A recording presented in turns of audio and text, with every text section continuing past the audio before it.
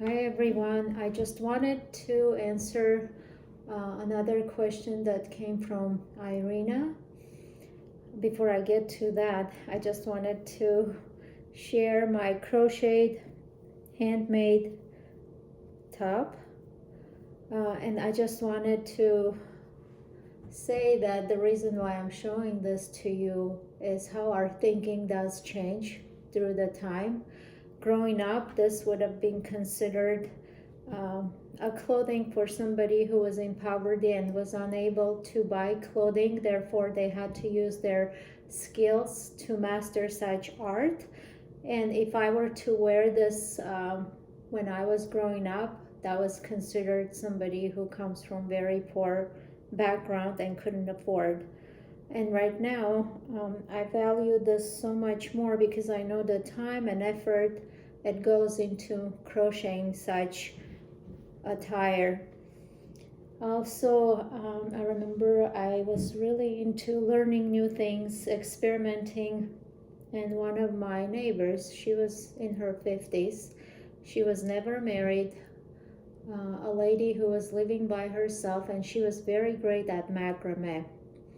And I remember I always wanted to make my own purses, and every time I would approach her and say, could you please show me how you make this? And oftentimes the reply was, this is a family secret and I do not share this information, which was very common. I've noticed that people usually did not share any of their home recipes or any skilled artwork that they knew. That was always kept inside. And I don't know if that's just to preserve their family's secrets or that was just something was communal, but oftentimes people would not share their information. And I remember at that time there was no YouTube, so there was not a lot of outside sources where I could have attained that information. And even though I was very young, but I always had old soul where I would think oftentimes, who else is going to get this knowledge while you're gone? You're already in your 50s, back home 50s considered pretty decent age. Anyways, one of my classmates, one day I met her up in the city and we talked to each other about embroidery, macrame, and she says she knows how to do it. So my parents had to send me a few days to learn all the techniques how to make macrame. It's very simple, but look how different it looks. It's kind of unique, and I value this so much more nowadays. In the past, this would have been a shame to wear it, but now I would just do it with pride because I know the time and effort it goes to make such delicate designs and work. Anyways, I wanted to get back to Irina's question, and she says that she did come to the US and she feels like that her diploma was worthless. And she said that education is not always the thing that people need to go for. There is a lot of successful people who do not, and they are very much successful. I want to say I both agree and disagree, and I will give you my pointers. I didn't come prepared nor have an agenda, but I'm going to share this information solely based on my experience. So you are not forced to get an education. That's just something that I've talked about in my previous video. What I was sharing is many women do not get educated, but if you choose to go through different ladder, climb up and not to get an education or diploma, it's up to you. And here's the other side. People who come from another country and are already educated, their diplomas are not worthless. There is a process that you have to go through in order to obtain education in this country.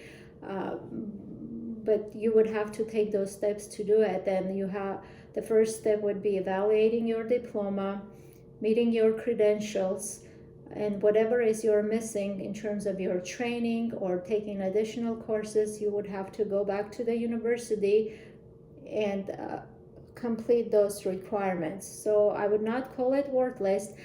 I do agree that there are degrees that do not make much money, and it does require lengthy course years to go through and get your degree. My degree is one of those degrees where I wouldn't call I make great money. It's sufficient enough, but for the time spent, we do not make much money. We're more towards directed into humanitarian work, which fulfills me deep inside, and I feel like that gives me a lot of joy and happiness with the work that I do, with the people I work with. There is also jobs that you don't have to get a degree, and they make enormous amount of money. And I know a lot of refugees or immigrants who come to this country, they typically go into restaurant business. They make very good money. That's why you see all these ethnic different restaurants here in town, and it doesn't require any education. I agree in terms of that you don't have to have a diploma or degree, and you could still make very good money.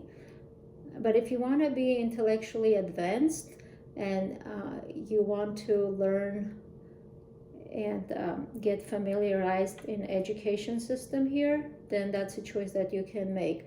Also, what I've noticed is a lot of Russian speaking people who come to this country, they're into construction, they manage construction businesses, and their net worth is millions. So it depends what you want to do. I didn't say necessarily if you get an education you're going to make good money, unless if you go into becoming a doctor or an engineer or any other fields, but there are specific fields, and I'm not going to list all of them, who do go through their 4-year degree and still do not make money.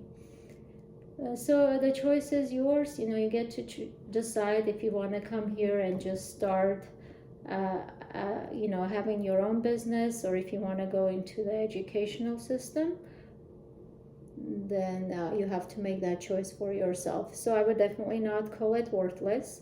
I personally know people who came from another country and they had to reinstate their diploma here, and it was not worthless. I hope this is helpful to you. Thank you, and bye.